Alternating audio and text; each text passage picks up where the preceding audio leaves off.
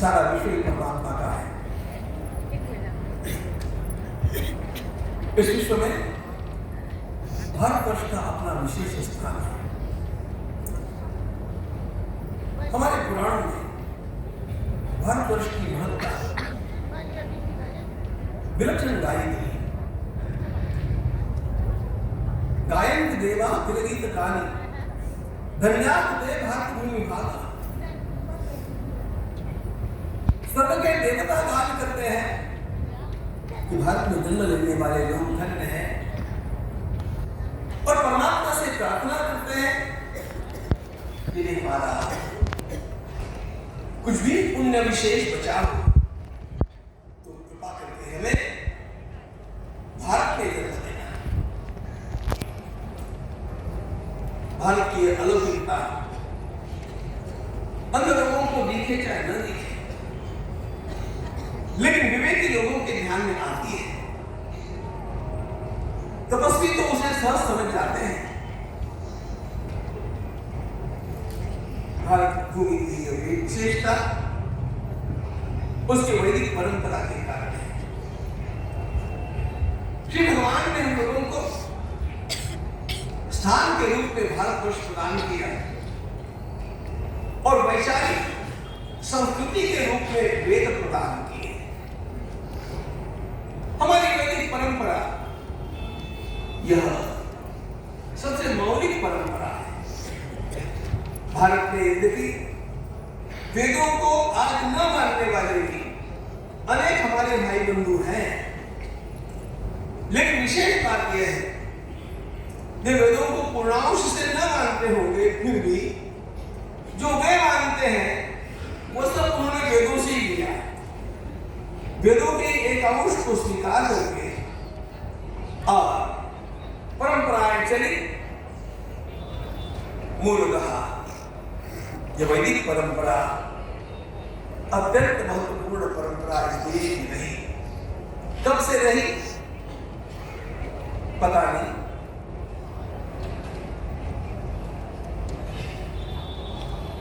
एक ही शब्द इसके लिए उपयोगी है, यह अनादिकाल से इसी और इसीलिए हमारी परंपरा का सही नाम सनातन परंपरा ऐसा है। ये सनातन परंपरा सृष्टि के साथ साथ चली आ रही है और निरंतर रहेगी। इस वैदिक परंपरा में भी काल के प्रवाह में अनेक प्रकार के दोष प्रवृत्त हो जाते हैं। गंगा जी की धारा गंगोत्री से चलती है, उससे भी पहले गोमुख से चलती है, फिर गंगोत्री से चलती है, फिर नीचे आकर के समतल भूमि के ऊपर हरिद्वार से ऋषिकेश से बहती है। प्रयाग आते आते उस धारा में कितनी धाराएं और मिल जाती हैं और अनेक बार उसके कारण उसमें प्रदूषण भी हो जाता है। इसी प्रकार हमारी परंपरा में भी अनेक बातें ऐसी आती जाती हैं जिन बातों का मूल वैदिक विचारों से संबंध नहीं है, लेकिन वे घुस गई, परंपरा से चलती रही और इसी के कारण कभी कभी वेदों की इन परंपराओं के ऊपर अनेक प्रकार के आघात और इस प्रकार के आघात अनेक बार सफल भी हो गए। उनके सफल होने के भी कुछ कारण रहे, लेकिन मूल बात ऐसी है कि ये विशुद्ध वैदिक परंपरा जब तक जीवित रही इस देश में, तब तक कोई भी विदेशी आक्रांता इस देश को पूरी तरह जीत नहीं पाया। आक्रमण करने वाले आए होंगे, उनको लौट जाना पड़ा, लेकिन राष्ट्रवाधिष्ठित क्षात्र बल का भी महत्व समझने वाली ये परंपरा, जिस परंपरा में हम लोग देखते हैं 16 स्तंभ है। भारतीय संस्कृति का यह मंदिर 16 स्तंभों के ऊपर खड़ा है। संसार में अन्यत्र आपको ऐसी व्यवस्था कहीं पर भी नहीं देखने मिलेगी। ये 16 स्तंभ कौन से हैं? धर्म, अर्थ, काम और मोक्ष, ये 4 पुरुषार्थ हम लोगों को हमारे ऋषियों ने बताया। इन 4 पुरुषार्थों को प्राप्त करने के लिए ब्रह्मचर्याश्रम, गृहस्थाश्रम, वानप्रस्थाश्रम, संन्यासाश्रम, 4 आश्रमों की व्यवस्था बतलाई। जन जन तक ये सारा है ज्ञान, भाव, बल। इसलिए ब्राह्मण, क्षत्रिय, वैश्य, शूद्र 4 वर्ण बनाए और ज्ञान, कर्म, भक्ति और योग ये साधना मार्ग प्रदान करती है। इन 16 स्तंभों के ऊपर खड़ी है भारतीय परंपरा, वैदिक परंपरा।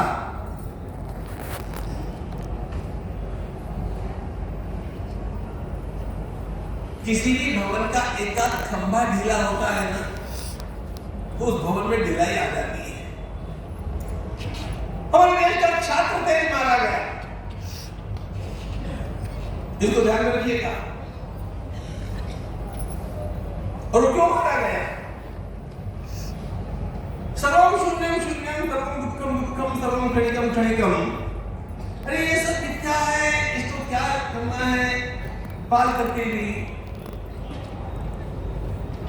धन्या नराये मृता, यह अति वैराग्य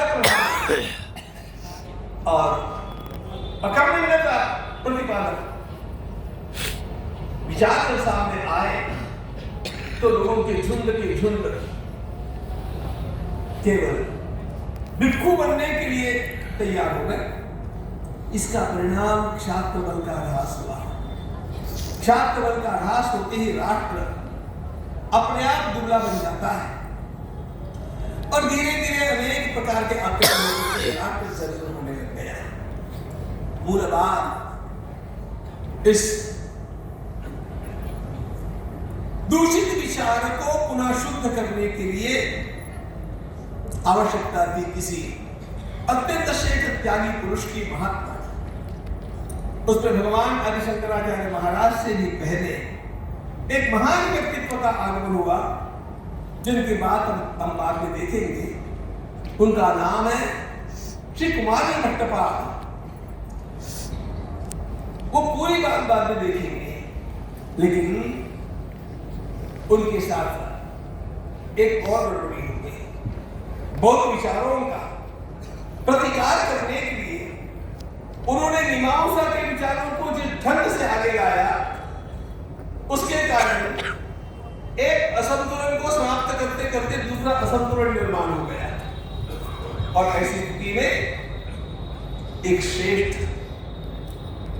ऐसे सत्पुरुष की आवश्यकता थी जिसकी सम्यक बुद्धि हम लोगों को वो विचार दे जिस विचार से राष्ट्र पुनः खड़ा हो जाए।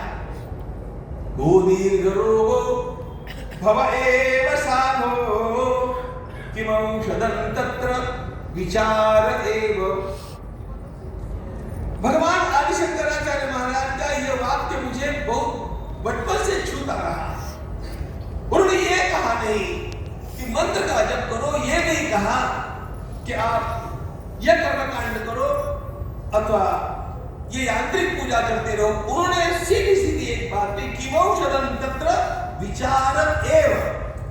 विचारोपी नहीं कहा, विचार एव कहा। विचार ही करना पड़ेगा।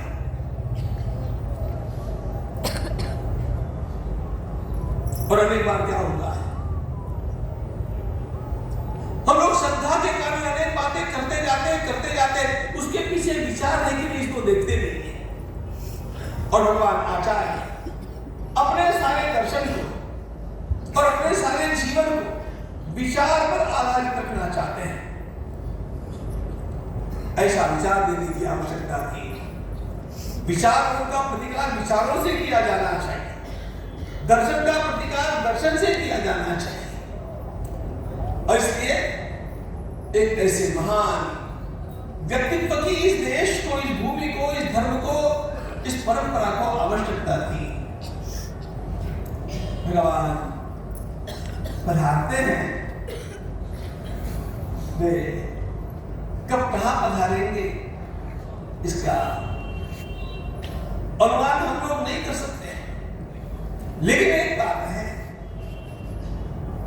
कभी कभी लोग एक संत के सामने प्रश्नोत्तर चला था, तो एक बहन ने प्रश्न पूछा महाराज से, महाराज इतना पाप हो रहा है, इतना पाप हो रहा है, सब गलती हो रही है, भगवान अवतार क्यों नहीं लेते? उस महिला ने, बहन ने सही प्रश्न पूछा। महाराज ने उत्तर दिया, वो बड़ा मार्मिक था। भगवान आना चाहते हैं, लेकिन भगवान विचार कर रहे हैं कि कौशल्या जैसी कौन माता मिलेगी और देवकी माता जैसी कौन माता मिलेगी। देवकी माता, कौशल्या माता जैसी माता मिले तो भगवान तुरंत आने को तैयार है।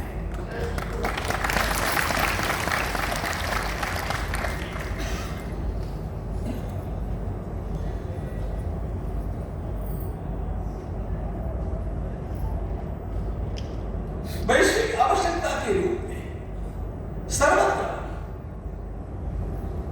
प्राचीन पद्धति के जिज्ञासु और निष्ठावान लोग करा रहे थे। दिन कुमार दृष्टि की बात मैं आगे बतलाने वाला हूं। उनको भी धर्म की रक्षा की प्रेरणा किसके कारण थी? एक महिला, एक रानी भिक्षा देते समय रो रही थी। उसने पूछा, अश्रूणि मुञ्चसि कथं वदवामनेत्रे, तुम क्यों रो रही हो मां? ब्रह्मचारी ने पूछा। किसी ने कहा, सर्वत्र मैं मुंडन किए हुए भिक्षुओं को देख रही हूं, लेकिन मुझे कोई वेद पाठ करने वाला ब्रह्मचारी नहीं मिल रहा है। कौन जो धरिष्ठ पुनर्भुवि वेद धर्मान, वैदिक धर्म की स्थापना कौन करेगा? वेदों में जो तेज है, वेदों में जो पौरुष है, पक्का ध्यान रखना, विश्व के किसी भी साहित्य में वो पुरुषार्थ नहीं है जो वेदों में है। वेद शूरों का साहित्य है। हमने वो दिया, तो उसने पूछा, कौन जो दर्शन पुनर्भुवि वेद धर्मान? कुमारी ने कहा, माता जी, आप जैसी धर्म के लिए, वेद के लिए रोने वाली, आंसू बहाने वाली माता है। मैं आज आपके सामने प्रतिज्ञा करता हूं, मैं अपना संपूर्ण जीवन वेद के उद्धार के लिए लगाऊंगा। एवं ही मां धर्म परायणे त्वं तांस्तोषयिष्यति कुमारी वर्णी। और ऐसे कहकर के भगवान कुमारी भट्टपाल वास्तव में वेदों के संरक्षण के लिए लगाया, लेकिन मेरी गड़बड़ी हो गई। उन्होंने समस्त वेदों को मीमांसा दर्शन की ओर ऐसे घसीटा घसीटा घसीटा, ऐसी स्थिति में एक संतुलन रखने वाले की आवश्यकता है, जो वेद के प्रामाण्य को तो स्थापित करेगा, लेकिन वेद को केवल जड़बुद्धि कर्म में ही नहीं डालेगा, मीमांसकों के ही अनुसार कार्य किया जाना चाहिए नहीं मानेगा। ऐसे किसी सम्यक महात्मा की आवश्यकता थी। और इसी समय दक्षिण भारत में केरल प्रदेश में एक दाम्पत्य रात दिन सत्पुत्र की प्राप्ति के लिए परमात्मा की आराधना कर रहा है। वैसे भी केरल बड़ा सुंदर प्रदेश है। केरलेषु कृपा सिंधुर वृषाध्वजा पूर्णातटे प्रकटः स्वयंभू लिंग रूपतः।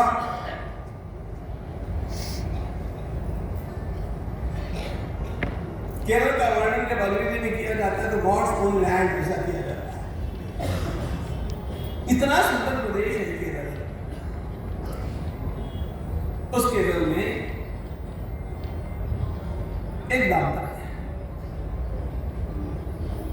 रात दिन परमात्मा की आराधना कर रहा है और आराधना में केवल एक बात मांग रहा है, शिवगुरु और आर्यांबा, ऐसे उस दाम्पत्य का नाम है। शिवगुरु स्वयं मूलतः विरक्त थे, वे स्वयं विवाह करना भी नहीं चाहते थे पहले, लेकिन पिताजी ने समझाया, गृहस्थाश्रम की श्रेष्ठता बताई और शिवगुरु ने आर्यांबा के साथ विवाह किया। जब विवाह करना ही था तो योग्य कन्या देख करके उस कन्या को मांग करके विवाह किया। इत्थं शिवगुरौ नम्रं गुरौ वदति पिता आनेतुमागमत्तत्र तनयं तनयप्रियः। मद नाम के पंडित की कन्या आर्यांबा, उनके साथ उनका विवाह हुआ और विवाह के पश्चात कुछ वर्ष होने के बाद में भी जब पुत्र प्राप्ति नहीं हुई,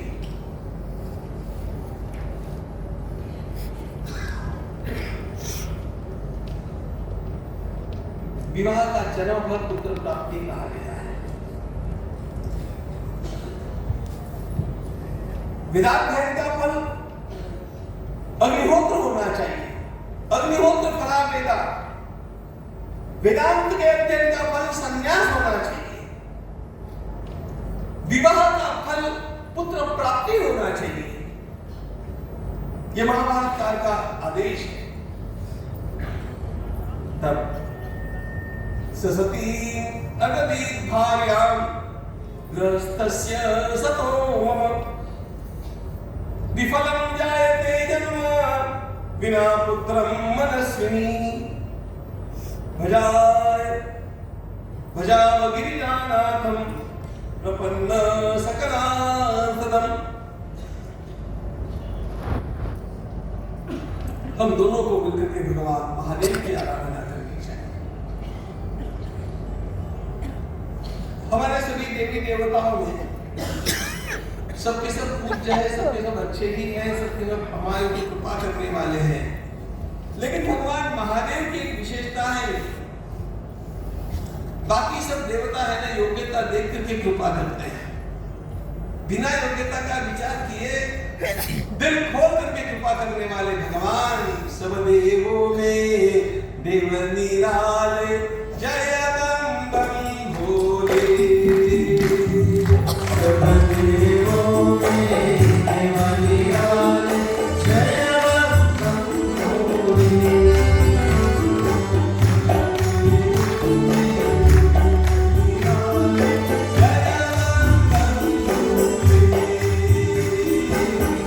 देवों में देव निराले जयगंबम भोले।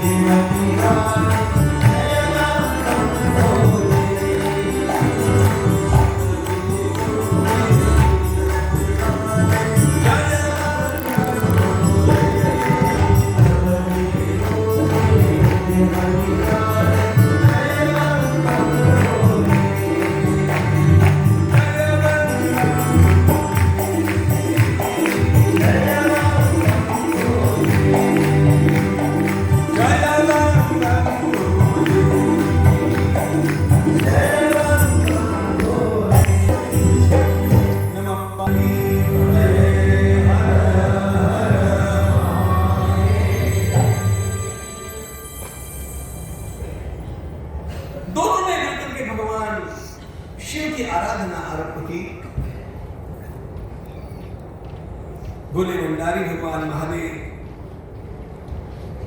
शिवम प्राकंद भेजे पश्चादर्शनोनिशम।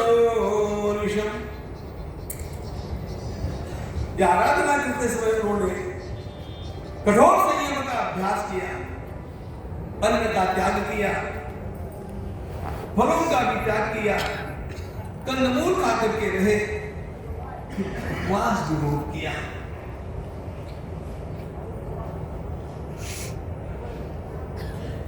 पंडित श्री गुरु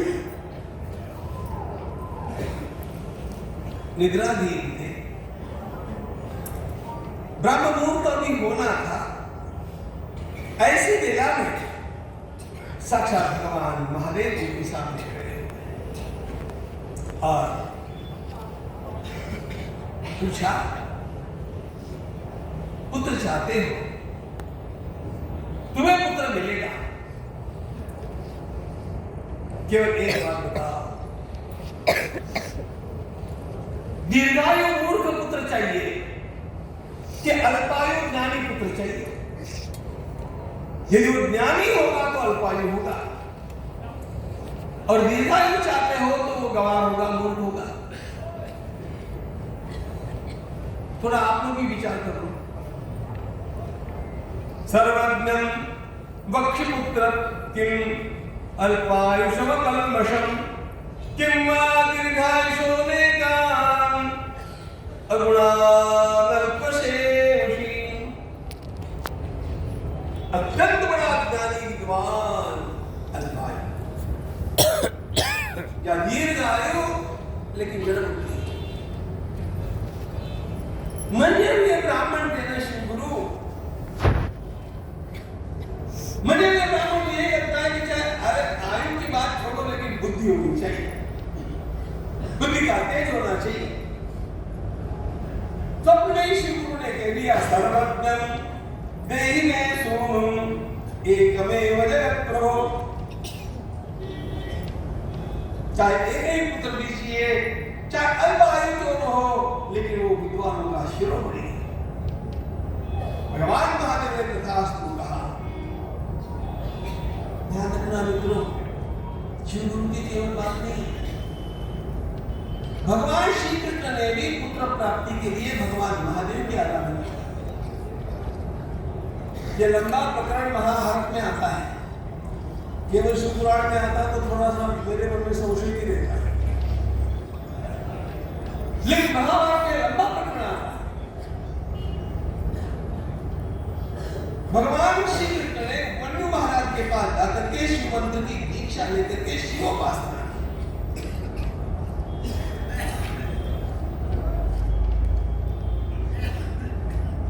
ये परंपरा सिद्ध बात है कि भगवान महादेव अत्यंत शीघ्र कृपा करते हैं, और ऐसा ही भागवत में भी लिखा है।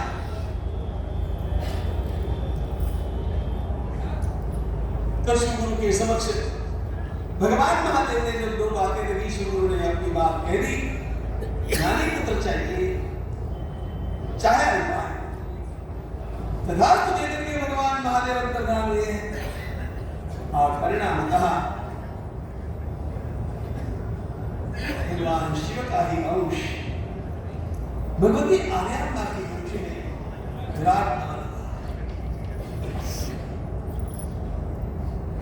दोनों को बहुत आह्लाद हो रहा है पुत्र प्राप्ति होने का, पुत्र का जन्म होना है।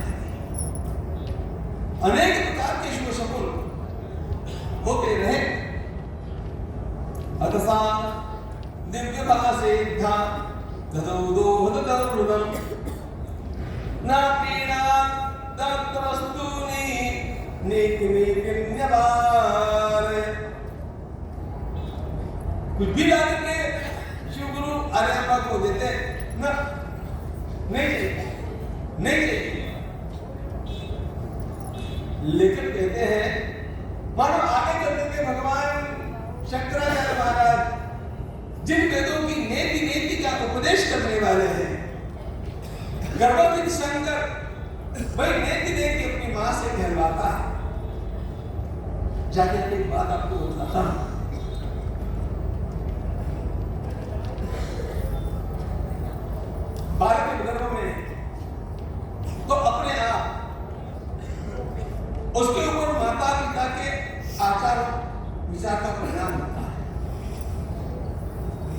इसके अभी भी तक कितने उदाहरण में देखते आया।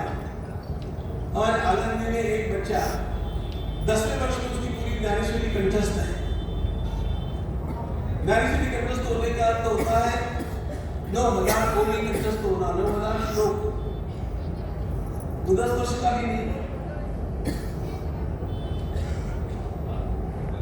मुझे तक पता चला उसकी मां ने ज्ञानेश्वरी के 108 पारायण किए थे जब वो ये धर्म संस्कार हमारे यहाँ पे बहुत बड़ी बात है।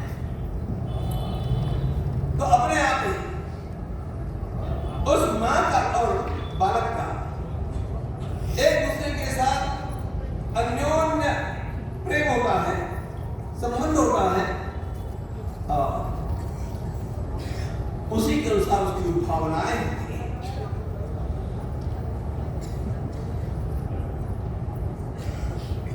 बड़ी उत्सुकता थी बालक की जन्म की।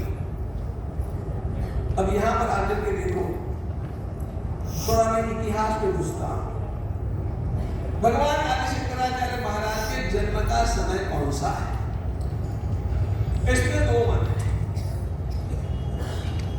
कुछ लोग उन्हें 8वीं शताब्दी में मानते हैं और कुछ लोग उन्हें ईसा पूर्व 7वीं शताब्दी में 5वीं शताब्दी में मानते हैं। 2500 वर्ष हुए हैं कि 1200 वर्ष हुए हैं। मैं अपनी बात आपको बता देता हूं। हम लोगों को इन सारी बातों में ज्यादा फंसने की आवश्यकता नहीं है। इसलिए जो जैसा मानेंगे वैसा उनको मानने दो। शंकराचार्य जी के वाङ्मय का अध्ययन करो और शंकराचार्य जी के वाङ्मय का प्रचार करो। यह आज का हमारा कर्तव्य है।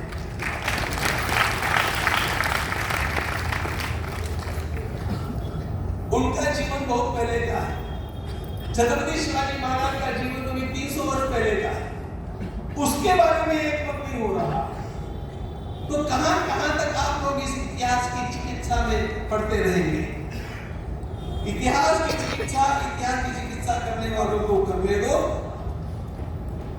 उनका भी काम आदरणीय है, ऐसा ही भाव रखो, लेकिन उनमें आप फंसना मत। अगली पीढ़ी के लिए तो मैं यही कहता हूं, आचार्य जी का वाङ्मय यही उनका सबसे बड़ा संदेश है। उसको संसार में फैलाना हमारा कर्तव्य है। इसलिए जिसकी जैसी मान्यता है उस मान्यता के अनुसार, चाहे ईसा पूर्व 508 इस वर्ष में अथवा ईस्वी सन 788 इस वर्ष में, लेकिन वैशाख शुद्ध पंचमी के दिन हरियाणा माता के गर्भ से भगवान आदि शंकराचार्य महाराज का अवतार हुआ। शंकराचार्य भगवान की वैशाख शुद्ध पंचमी ध्यान रखना। वर्षों की चिकित्सा लोगों को करने देना। आज का समय ऐसा है मित्रों, जाति के कारण, संप्रदाय के कारण, भाषाओं के कारण, प्रदेशों के कारण, मठों के कारण, पीठों के कारण, पंथों के कारण, मान्यताओं के कारण किसी भी प्रकार हमारे सनातनी बंधुओं को बंटना नहीं चाहिए। हमारा स्वर एक होना चाहिए। इसका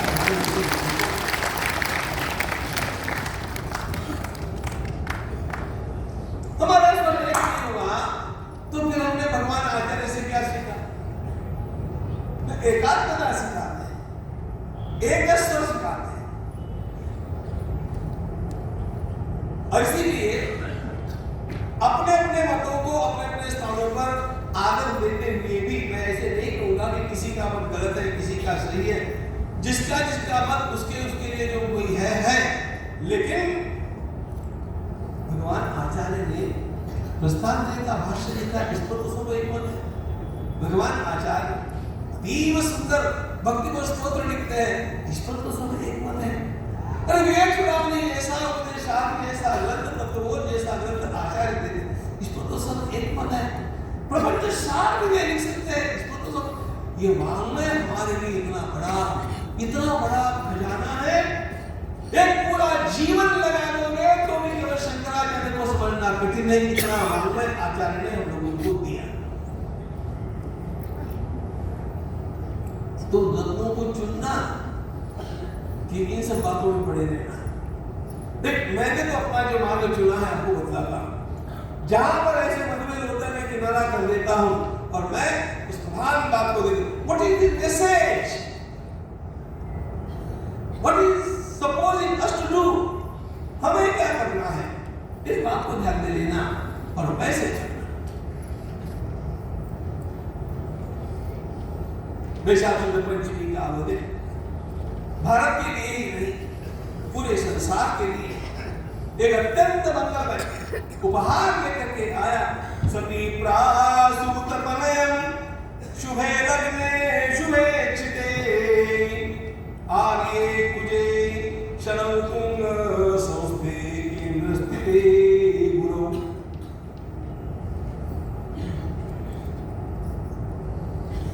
आर्यांबा माता और शिव गुरु दोनों ने बहुत बड़ा उत्सव मनाया। आह्लाद से सारा वातावरण भर गया।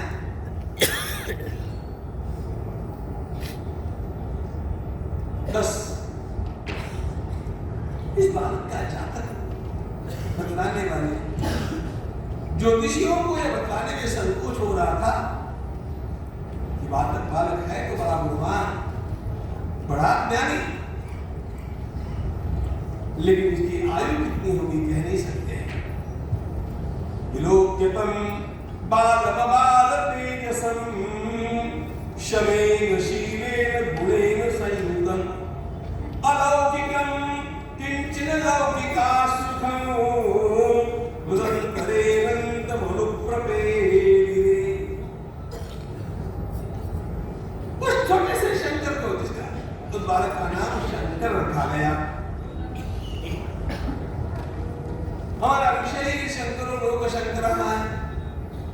सारे संसार का कल्याण करने वाले भगवान आदि शंकराचार्य महाराज, विश्व का कल्याण करने का मार्ग यदि हम लोगों को किसने दिखाया है तो आचार्य ने दिखाया है। उनकी बाल लीलाओं को देख करके सब प्रसन्न होते थे, सबको आनंद होता था।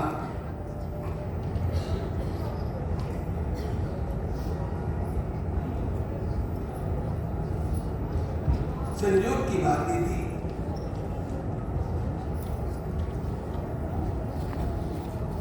बालक 3 वर्ष का था। उसी समय उसके पिताजी का देहावसान हो गया।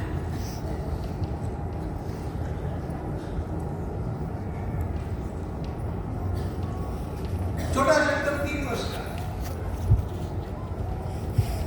विहाय में ही तनये काल धर्म पालता।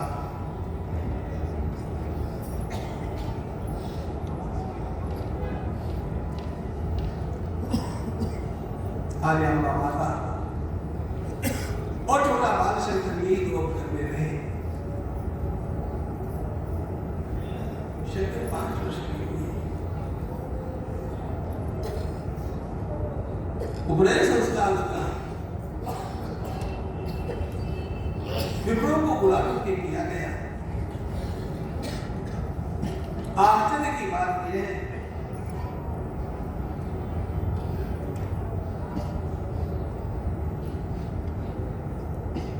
छोटे बालकों को गुरुकुलों में भेजा जाता था। भारतवर्ष की गुरुकुल परंपरा हमारी संस्कृति का मूल आधार थी। पापी अंग्रेजों ने सबसे पहला पाप जो किया है वह गुरुकुलों को नष्ट करने का पाप किया। उनको पता था यदि गुरुकुल, वैदिक गुरुकुल चलते रहे तो ये देश सदा के लिए गुलाम नहीं हो सकता। शस्त्रैर्हता तुलिपवो न हता भवन्ति, प्रज्ञाहता तुलिपवो सुहता भवन्ति। इस देश को प्रज्ञाहत करने के लिए गुरुकुलों का नाश करना चाहिए। ये सोच करके अंग्रेजों ने 1836 में पहला कानून जो बनाया है वो गुरुकुलों को बंद करने का। उसको नहीं जाता हूं, लेकिन गुरुकुलों में ज्ञान का प्रकाश जो प्राप्त होता था, अरे हमारे प्राचीन काल की विद्या कैसी प्रगल्भ विद्या थी। नालंदा, तक्षशिला, विक्रमशिला, कांची, काशी, कितने 18 विद्यापीठों के तो पूरे ब्यौरे उपलब्ध हैं।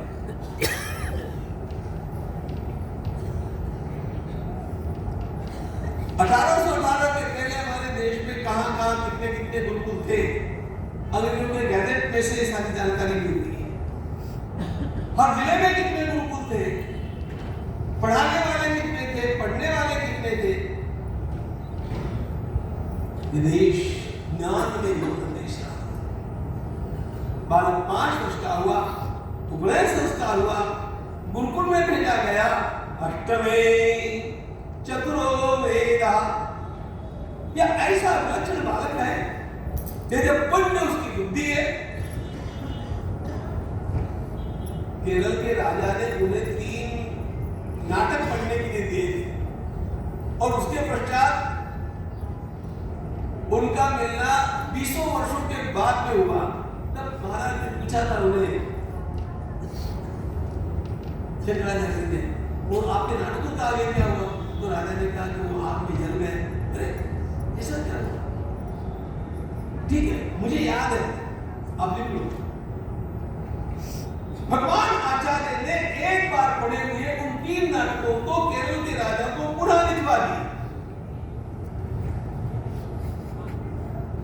यह कैसी वेदा, ये धारणा कैसी है? अष्टमे चतुरो वेदा, भगवान आचार्य वेदे ब्रह्मोपमस्तर के गौतमो जयनिर्णये व्यासो वेदांत विद्यासु बभासे शंकर सताम। कोई भी विषय किसी भी प्रकार का, एक बार सुन लिया, बात सुना। ऐसे उदाहरण मैंने अभी तक देखे हैं, लिखा हूं अभी तक, इसलिए ये अविश्वास की बातें नहीं। अच्छा, ये बालक है ना, आप लोगों की तो बड़ी अच्छी व्यवस्थाएं होती है। हमारे पुराने गुरुकुल में पढ़ने वाले ब्रह्मचारी भिक्षा मांगने के लिए आते थे और भिक्षा में जो कुछ प्राप्त हो जाए उसी में अपना निर्वाह करते थे। ब्रह्मचारी और सन्यासी, इन दोनों को भिक्षा मांगने का अधिकार। छोटा शंकर भी भिक्षा करके ले जाता था। एक दिन एक मधुर प्रसंग हो गया।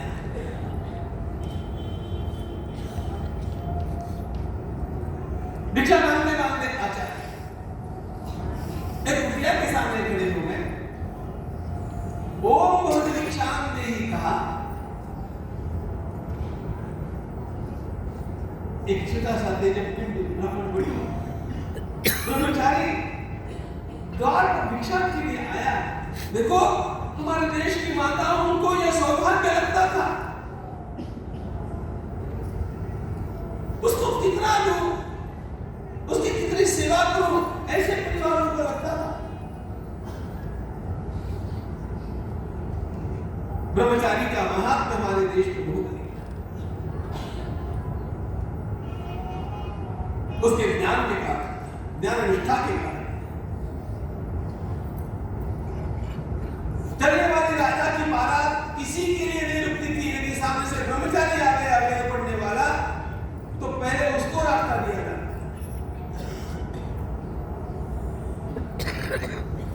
आपको अच्छा लगे चाहे न लगे, लेकिन मैंने अमेरिका में ये पद्धति देखी है। स्कूल बस को प्रायोरिटी, आज भी यही होना चाहिए।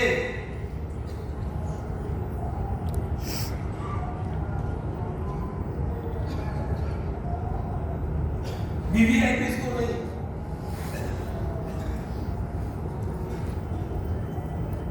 सबीर तेरे पिता साधम भवनम सत्विजन्मगा जगा मदनहीनस्य शंकरो भैक्षया ऊंचे कुटुंबिनी तस्य। तो क्या हो गया, साथ में एक सहपाठी की भिक्षा मांगने के लिए आए। ओ मोद भिक्षा दी कहाँ है? अच्छा, नियम ऐसा है कि थोड़ा थोड़ा रुक करके केवल 3 बार गए ना, और कुछ समय गए तो अगले घर जाना। तो बाल शंकर ने कहा भिक्षा, ओ मोद भिक्षा दे। ध्यान में आया कि सामने जो कुटिया है उसमें हलचल तो है, लेकिन कोई आके कुछ दे नहीं रहा। दूसरी बार कहा, अब वो तीसरी बार कहेगा तो फिर चला जाएगा। कुटिया ने हाथ करके कहा थोड़े रुको।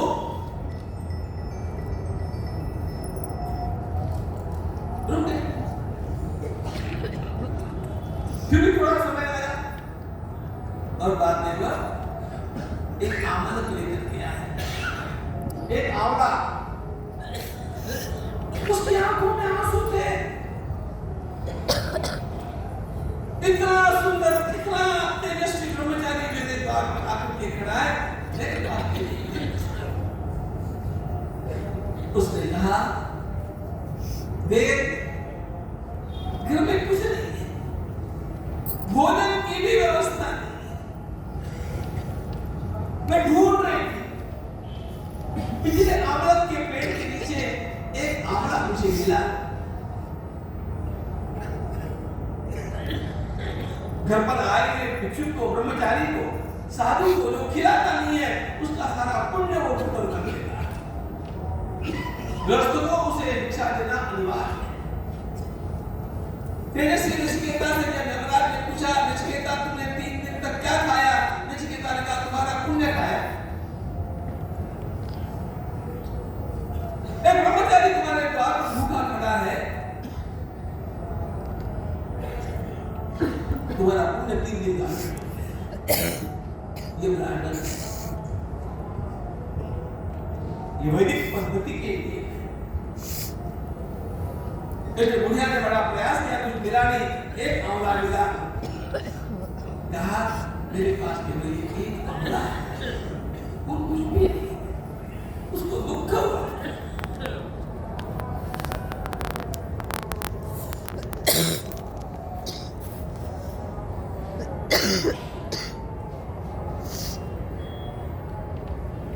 उसके स्थान पर यदि आधुनिकता कोई होती तो क्या करती?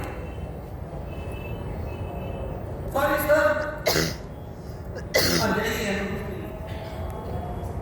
होने पर भी लेती नहीं।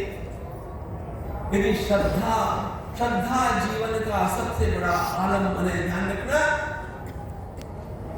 सत्या सत्यमाप्यते कहा है।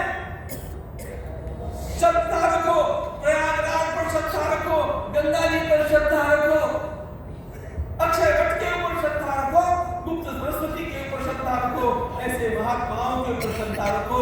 जीवन में आपको कभी हारना नहीं पड़ेगा, निरंतर आप आगे बढ़ेंगे।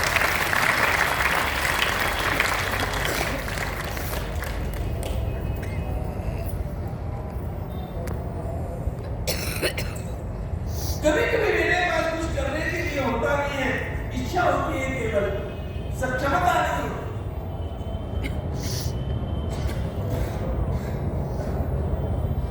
युधिष्ठिर ने अपने साथ आए हुए ब्राह्मणों को खिलाने के लिए अपने पास कुछ नहीं है, इसके बारे में खेल किया। लोमहर्षि ने उसे कहा देखो राजन, तुम कुछ कर नहीं सकते हो, लेकिन कर न सकने का तुम्हें खेद हो रहा है, तो अपने आप में पुण्य मिलेगा। मैं नहीं कर सकता हूं तो उसका मुझे बुरा लगना चाहिए। सब लोग सब बातें नहीं कर सकते। But I should feel it that I am helpless, I can't do anything. उसका पुण्य और रोजगार ने जब कह दिया कि देव मेरे पास कुछ नहीं है, खोज खोज करके ये आमदनी मिला है, मुझे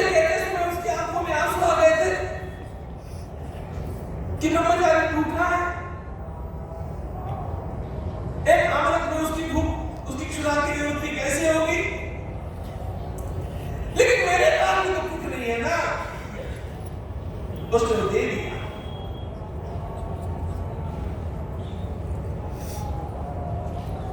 स्मृति पुराणानाम आलयम क्या है?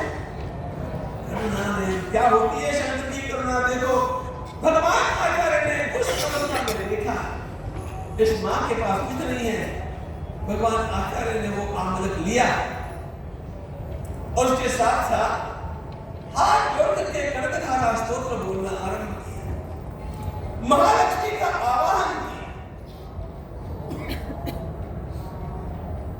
और जैसे ही महालक्ष्मी का आवाहन किया, स्वर्ण के आमलकों की वृष्टि उसके घर के ऊपर होने लगी, सोने के आमलक। जिस आचार्य की वाणी में ये तेज है कि वह भगवती महालक्ष्मी को बाध्य कर दे स्वर्ण के आमलकों की वृष्टि करने के लिए, वो भिक्षा मांगते हैं, ध्यान रखना। किस लिए? यस्य देवमयी तनु, वेदांत का ज्ञान मगज में लेकर के केवल काम नहीं करता है मित्रों, अंग अंग में देवताओं का निवास होना चाहिए। मेरा जीवन पवित्र होना चाहिए, मेरे पंचकोश शुद्ध होने चाहिए।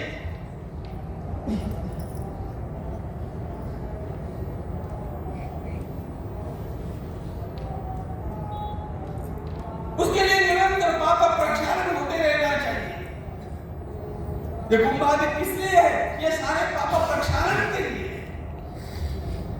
ये पुण्य हृदय पर रोज का संध्या करना किसके लिए है? संध्या करने से क्या पुण्य मिलता है? कुछ लिखा है? संध्या करने से पुण्य नहीं मिलता है, लेकिन संध्या का लोप होने से पाप करता है।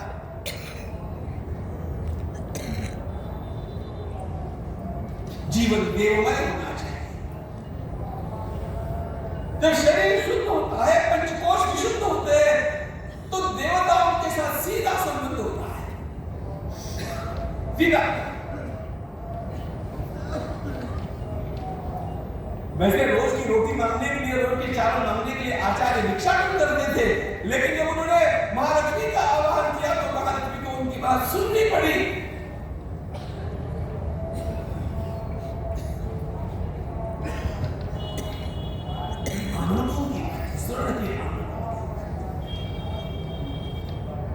वो बुढ़िया भी धन्य हो गई। उसने कहा मैं इतने लेकर के क्या करूं? आखिर उसका सारा उपयोग लोक सेवा के कामों के लिए किया गया है।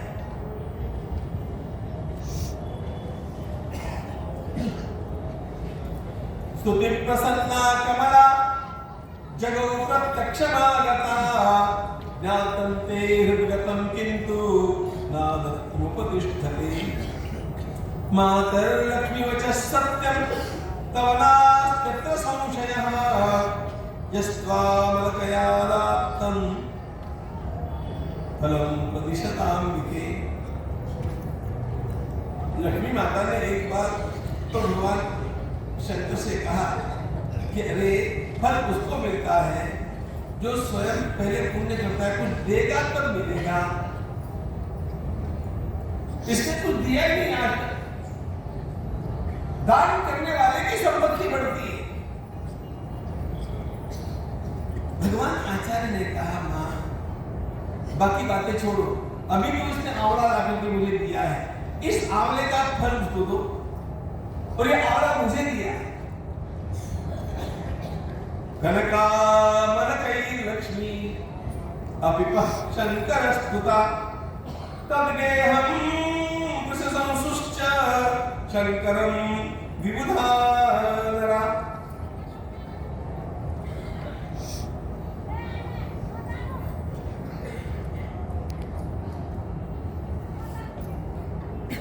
ये बात विशेष रूप से छात्रों को ध्यान में इसलिए रखनी चाहिए,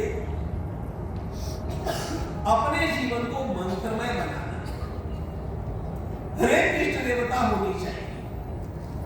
ये मंत्र बेकार नहीं होते हैं, की हुई कोई पूजा बेकार नहीं होती है।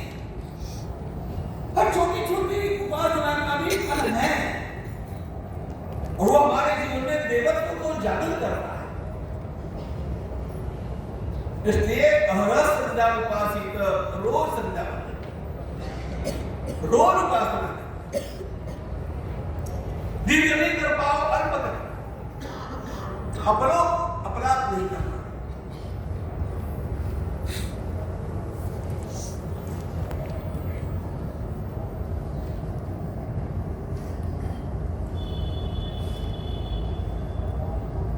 भगवान आचार्य की शिक्षा चल रही है और आचार्य के उस छोटे शंकर के लिए सभी के सभी लोग बहुत उत्तम बात करते हैं।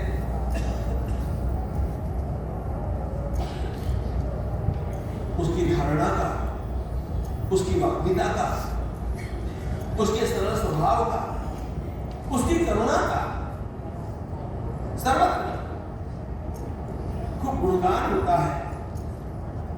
शंकरेण कुलं दीप्तं शंकरस्य च शीलतः शीलं च विद्यया दीप्तं दीप्तं विद्यास्य विनयेन च।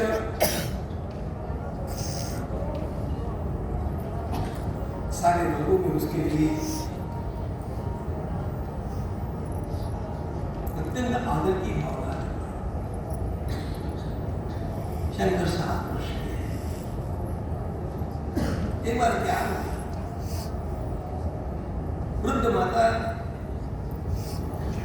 पूर्णा नदी पर जाते जाते फिसल गई, थोड़ी चोट आई।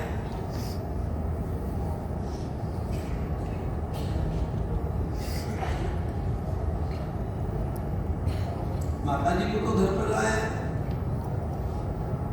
फिर छोटे बाल शंकर ने विचार किया, मेरी माँ को इतने दूर जाना पड़ता है स्नान के लिए, पर्व के दिन क्यों न हो, एकादशी है तो एकादशी का स्नान होना चाहिए, फिर करे ऐसे माँ जाया करती। बाल शंकर ने विचार किया,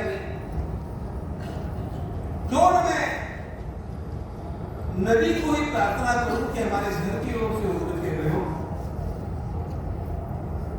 और बाल शंकर ने भगवती पूर्णा नदी की प्रार्थना की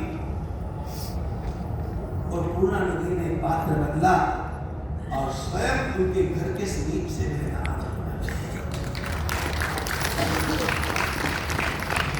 श्रीमद् भागवत में बलराम जी ने यमुना का पात्र बदला हुआ उल्लेख मिलता है।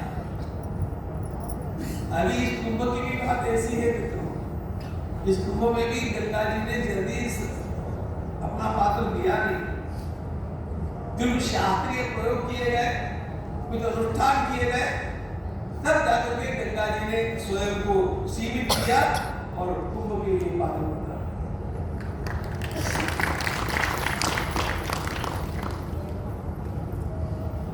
ये नदियां भी जड़ नहीं है, ये देवता स्वरूप है।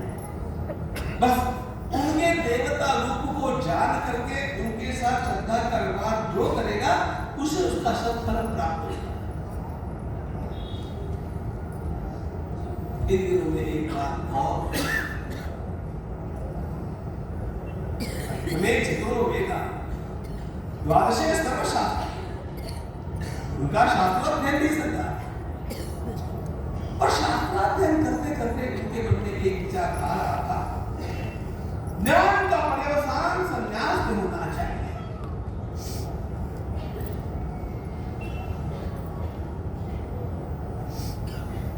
बाल शंकर को यह नहीं लग रहा है यदि मुझे वैदिक धर्म का संरक्षण करना है तो मुझे अपने जीवन को पूरा का पूरा जीवन उस पर लगाए इतना लगन।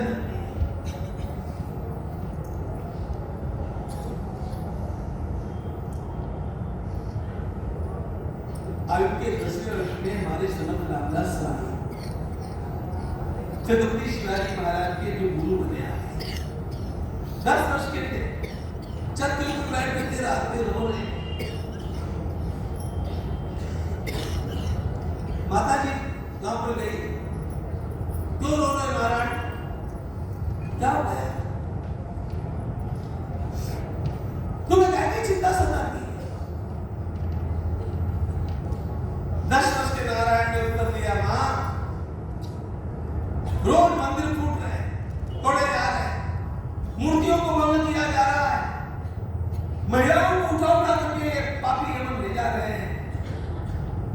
मां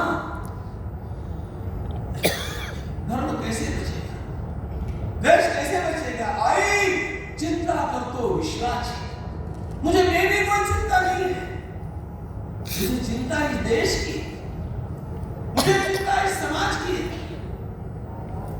इस धर्म की है। आप लोगों को भी चिंता करनी चाहिए अगली पीढ़ी की मित्रों।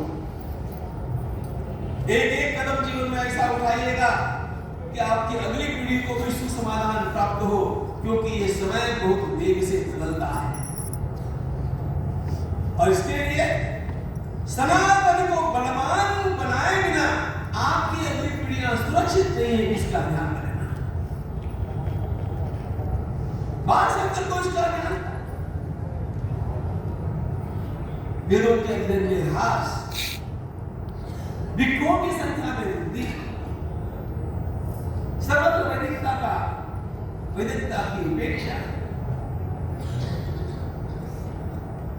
बाल शंकर अपनी मां से कहते थे, मां मुझे सन्यास देने की इच्छा है। कोई मां अपने बेटे को सन्यासी बनाना चाहती है। अब ये चर्चा चलती थी। एक दिन क्या हुआ, जब ये स्वर्ण आमरक की घटना और पूर्णा नदी के पात्र के बदलने की घटना केरल के राजा ने सुनी, तो केरल के राजा वहां पर आए। पहले उसने सचिव भेजा और कहा कि ब्रह्मचारी शंकर को राजा ने निमंत्रण भेजा है, प्रासाद में आने के लिए। साथ में वाहन ले जाता, हाथी आदि भेजा था बैठा करके लाने के लिए।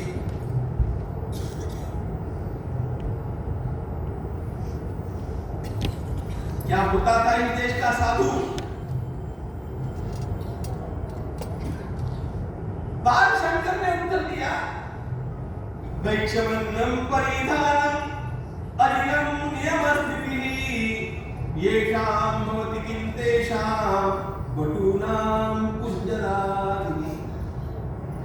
भिक्षा का अन्न हम ग्रहण करते हैं, सामान्य वस्त्र धारण करते हैं, हमें हाथी आदि से क्या मतलब है?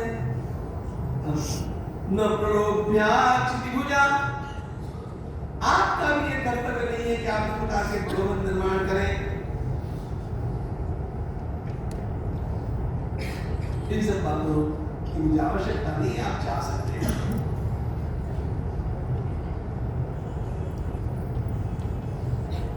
जब ये हुआ तो राजा स्वयं आए,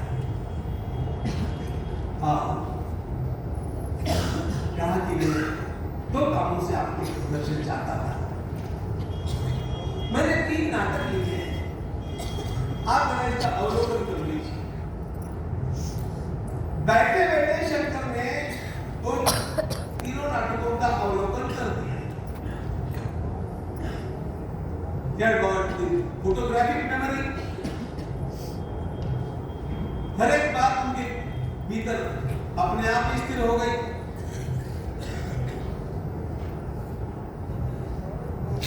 राजा ने बहुत सारा हिरण लाया और कहा था कि मैं पुत्र प्राप्ति के लिए आपका आशीर्वाद चाहता हूं।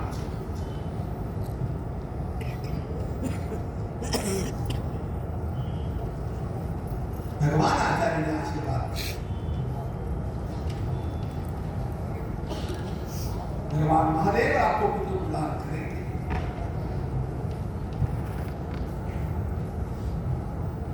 लेकिन राजा ने जितना भी द्रव्य वहां पर दिया था, गांव के ब्राह्मणों को और गरीबों को बुला करके छोटे बाल शंकर ने सबका सब बांट दिया।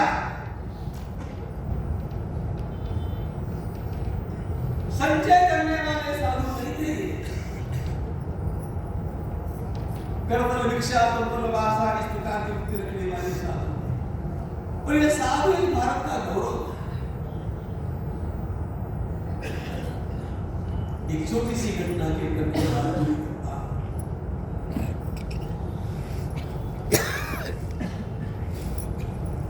बाल शंकर मां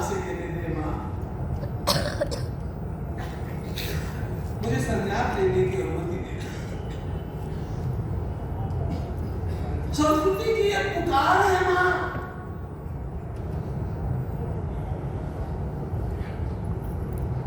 आप लोगों को पता है हमारा देश आजाद हुआ, स्वतंत्र हुआ, कितने लोगों ने अपने जीवन उसके लिए समर्पित कर दिए।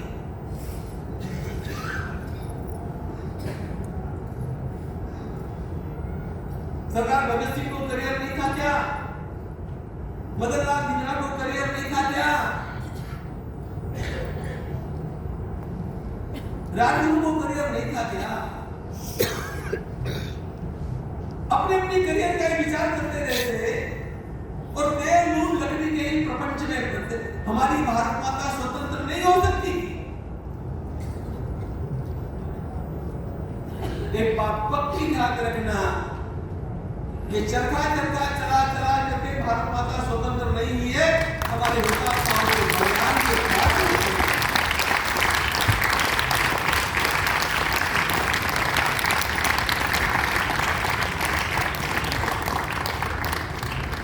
हम लोगों को भूलना है, हम लोगों को झूठ पढ़ाया है। इसलिए झूठ पढ़ाया गया कि देश का तेज गुना जागरूक नहीं होना चाहिए। लेकिन अब मुझे विश्वास है कि हमारे एकात्म धाम के साथ हमारे सारे आचार्य पीठ जब जुड़ करके काम करेंगे ना, इस देश का तेज गुना जागरूक होगा।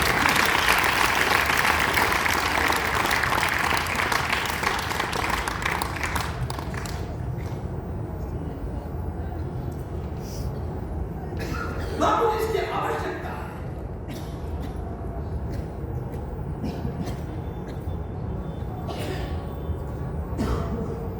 हर मां की इच्छा होती है अपने बेटे का ब्याह, घर में बढ़िया बहू आ गई, वो सेवा करे। ये गलत नहीं होता, गृहस्थाश्रम की निंदा नहीं है हमारे यहाँ। लेकिन कुछ लोग ऐसे होते हैं जो इससे भी ऊंचा विचार करते हैं। भगवान आचार्य कैसे, इसलिए उन्होंने वहां से बार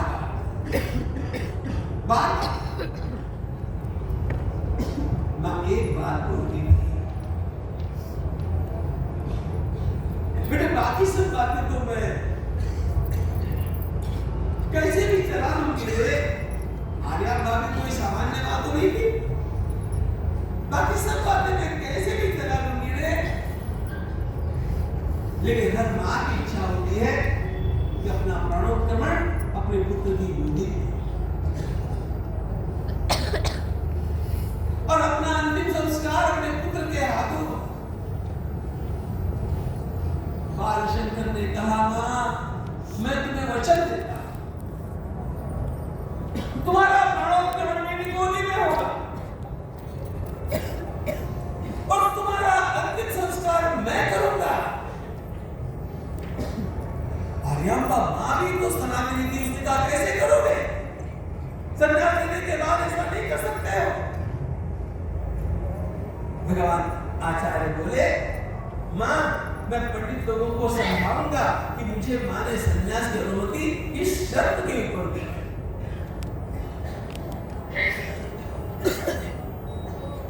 मां की अनुमति के बिना संन्यास नहीं होता है, और विवाह हो गया हो तो पत्नी की अनुमति के बिना नहीं होता है।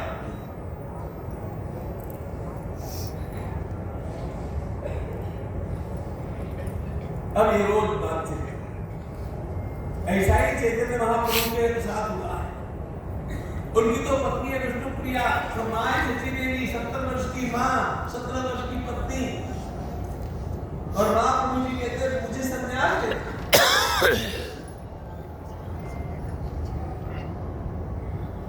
इधर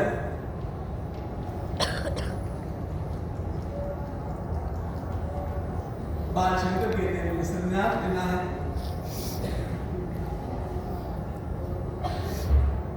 तुम्हारा अंतिम योगदान है, मैं पंडितों को समझाऊंगा। तब भी मां मानती थी, इकलौता एक दिन क्या,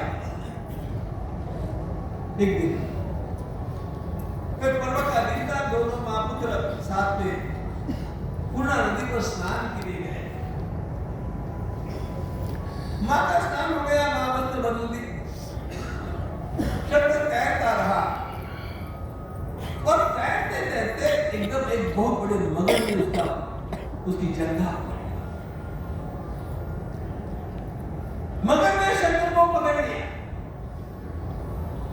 शंकर चीखा, मां देख रही है।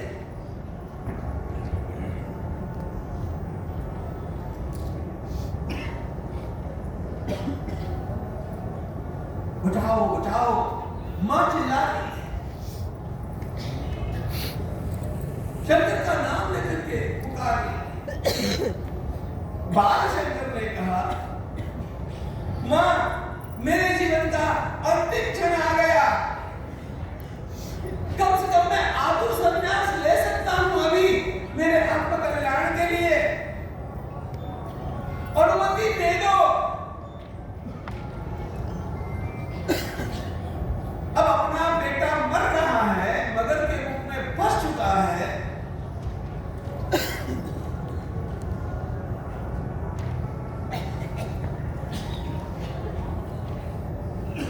मां ने कह दिया, ठीक है शंकर संन्यास ले लो।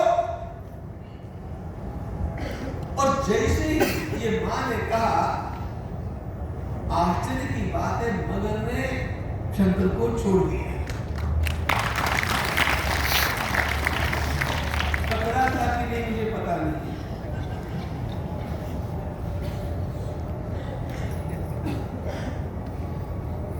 लेकिन पकड़ा ही नहीं। मां के मुख से भगवान आचार्य ने कहलवा दिया संन्यास।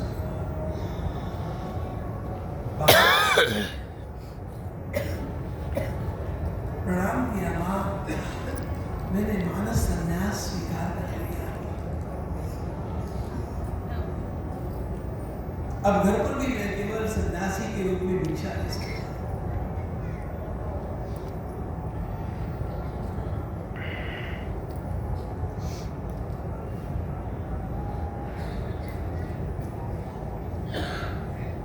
घटना तो सत्य है, लेकिन कभी कभी सत्य घटनाएं भी भगवान इस ढंग से घटाते हैं जिससे उस जीव का परम कल्याण हो जाए, उसके हाथों महान कार्य। श्रीमद् भागवत में एक कथा आती है, लंबी कथा नहीं कहता हूं, समय पूरा होता है, लेकिन नारद जी ने प्रण किया था, जब तक मां जीवित है तब तक घर नहीं छोड़ेंगे। मां चल बसने के बाद कृष्ण के लिए घर का त्याग करेंगे और थोड़े दिनों में मां का देहावसान हो गया। पहले तो नारद जी को लगा कि उनके पूर्वजन्म की बात है, जब वे दासी को थे, पहले तो उनको आपत्ति लगी और बाद में ध्यान आया कि आपत्ति नहीं, अनुग्रहं मन्यमाना प्रातिष्ठं दिशमुत्तराम। ये तो कृष्ण ने मेरे ऊपर अनुग्रह किया, क्योंकि वे जानते हैं कि मैं माता जी के रहते हुए घर छोड़ करके जाऊंगा, इसलिए मेरी मां को पहले ही बुला दिया। Clear are his way of mercy। भगवान के दया करने के मार्ग में बड़े विचित्र होते हैं। मगर उन्हें पकड़ भी लिया, शंकर को अनुमति भी प्राप्त हो गई, वहां पर आए हुए लोगों ने कोलाहल किया, मगर उन्हें छोड़ भी दिया। संन्यास के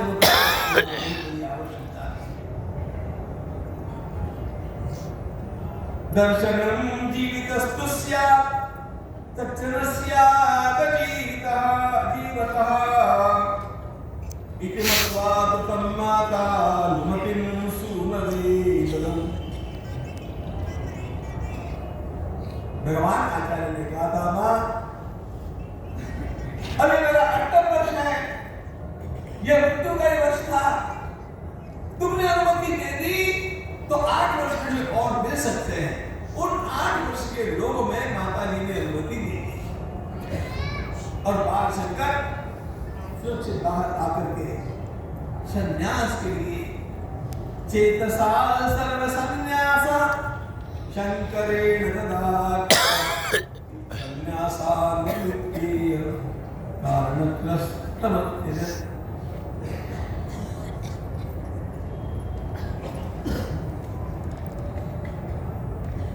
माँ बहुत रोई, बहुत रोई। शंकर जाए इकलौता बेटा है, अब पति भी नहीं है।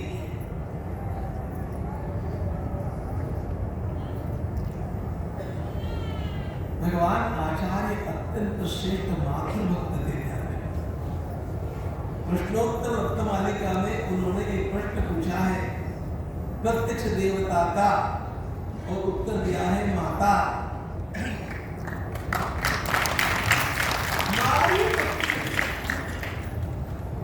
मां का आदर,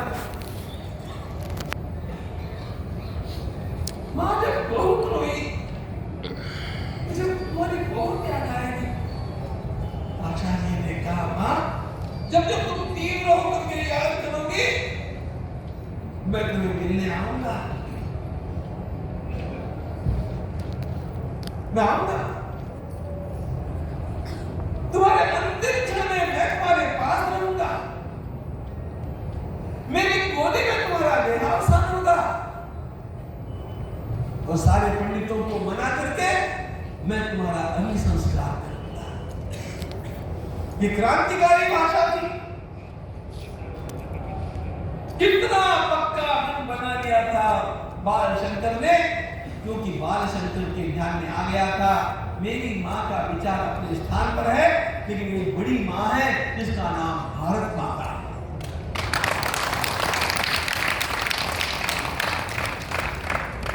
माँ की सेवा तो करनी चाहिए, लेकिन भारत माता की सेवा को भी भुला नहीं देना चाहिए। मुझे भारत माता के लिए कुछ काम करना है। वेद भी हमारी माता है। नरेश्वर महाराज वेदों को माँ कहते हैं। नहीं श्रुति परोती माउली जगह, श्रुति माता, उसके लिए मुझे काम करना है। मन बना लिया, अब मुझे प्रस्थान करना चाहिए। उनके घर से प्रस्थान का समय का मुहूर्त कल दोपहर 4 बजे का है।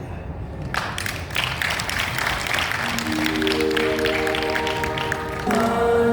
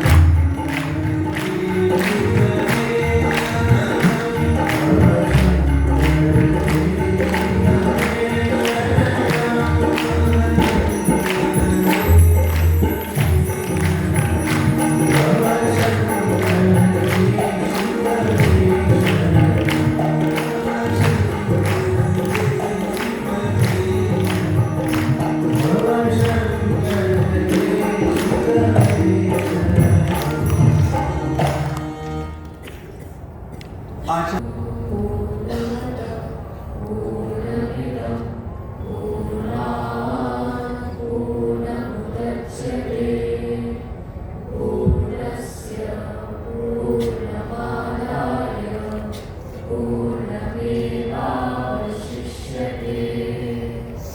ॐ शान्ति शान्ति शान्तिः। हरि